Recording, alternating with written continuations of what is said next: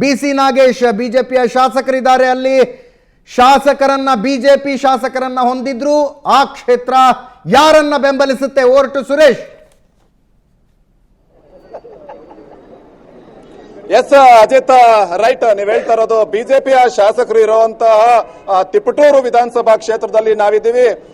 ಸಾಕಷ್ಟು ಜನ ಇಲ್ಲಿ ಸೇರಿದ್ದಾರೆ. ದೇವೇಗೌಡರು ಯಾವಾಗ ಇಲ್ಲಿ ನಾಮಪತ್ರವನ್ನ ಸಲ್ಲಿಸಿದ್ರು ಆ ಕ್ಷಣದಿಂದ ತುಮಕೂರು ಲೋಕಸಭಾ ಕ್ಷೇತ್ರ ರಂಗೇರ್ತು ಅಂತಾನೆ ಹೇಳ್ಬೋದು. ಸಾಕಷ್ಟು ಜನ ದೇವೇಗೌಡರಿಗೆ ಬೆಂಬಲವನ್ನ ಕೊಡ್ತಿದ್ದಾರೆ, ಒಂದಷ್ಟು ಜನ ಮೋದಿಯ ಹೆಸರನ್ನ ಹೇಳಿಕೊಂಡು. ನಾವೀಗ ತಿಪಟೂರಿನ ಗಣೇಶ್ ಪೆಂಡಾಲ್ ಬಳಿಯ ಅರಳಿಕಟ್ಟೆ ಹತ್ರ ಇದ್ದೀವಿ. ಇಲ್ಲಿ ಒಂದಷ್ಟು ಜನ ಇದ್ದಾರೆ, ನಾವು ಅವರನ್ನ ನೇರವಾಗಿ ಮಾತಾಡ್ಸೋಣ. ಸರ್, ಮಾಜಿ ಪ್ರಧಾನಿ ದೇವೇಗೌಡರು ಯಾವಾಗ ಇಲ್ಲಿ ಕಾಲಿಟ್ರು ಆ ಕ್ಷಣದಿಂದ ಈ ಒಂದು ಲೋಕಸಭಾ ಕ್ಷೇತ್ರ ರಂಗೇರ್ತು ಅಂತಾನೆ ಹೇಳ್ಬೋದು. ಈಗ ಈ ಕ್ಷಣಕ್ಕೆ ದೇವೇಗೌಡರು ಇಲ್ಲಿ ಕಾಲಿಟ್ಟಿರೋದ್ರ ಬಗ್ಗೆ ನೀವೇನ್ ಹೇಳ್ತೀರಾ ಸರ್? ಯಾವ ರಂಗು ಏರಿಲ್ಲ, ಯಾವ ರಂಗಾಟನೂ ಆಗಿಲ್ಲ. ದೇವೇಗೌಡರು ತುಮಕೂರು ಜಿಲ್ಲೆಗೆ ಬಂದಿರೋದು ಈ ಜಿಲ್ಲೆಯ ಶಾಪ ಅಂತ ಹೇಳಿ ತುಮಕೂರು ಜಿಲ್ಲೆ ಎಲ್ಲ ಮತದಾರರು ತೀರ್ಮಾನ ಮಾಡಿದ್ದಾರೆ.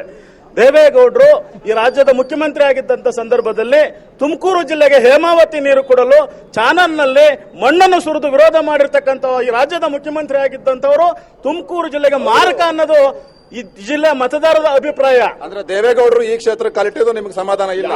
ನಮಗೆಲ್ಲ ಇಡೀ ಜಿಲ್ಲೆಯ ಜನಕ್ಕೆ ಸಮಾಧಾನ ಇಲ್ಲ.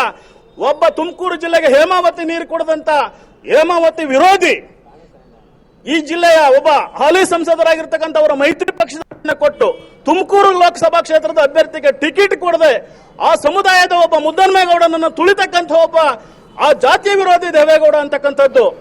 ಎರಡನೇದಾಗಿ, ಕಳೆದ ಬಾರಿ ಈ ರಾಜ್ಯದ ಜೆಡಿಎಸ್ನ ರಾಜ್ಯದ ಅಧ್ಯಕ್ಷರಾದಂತಹ ಎ ಕೃಷ್ಣಪ್ಪನವರು ಹಿಂದುಳಿದ ವರ್ಗದ ಒಬ್ಬ ನಾಯಕನನ್ನ ತುಮಕೂರು ಜಿಲ್ಲೆಯ ಲೋಕಸಭಾ ಅಭ್ಯರ್ಥಿಯನ್ನಾಗಿ ಮಾಡಿ ಅವರ ಸೋಲಿಗೆ ಕಾರಣೀಭೂತರಾಗಿರ್ತಕ್ಕಂಥ ದೇವೇಗೌಡರ ಮೇಲೆ ಸೇಡನ್ನು ತೀರಿಸಿಕೊಂಡಿದ್ದಕ್ಕೆ ಈ ತುಮಕೂರು ಜಿಲ್ಲೆಯ ಆ ಸಮಾಜದ ಎಲ್ಲ ಬಂಧುಗಳು ಕಾಯ್ತಾ ಇದ್ದಾರೆ ಅಂತಕ್ಕಂಥ ಮಾತನ್ನ ನಾನು ಹೇಳ್ತಾ ಇದ್ದೇನೆ.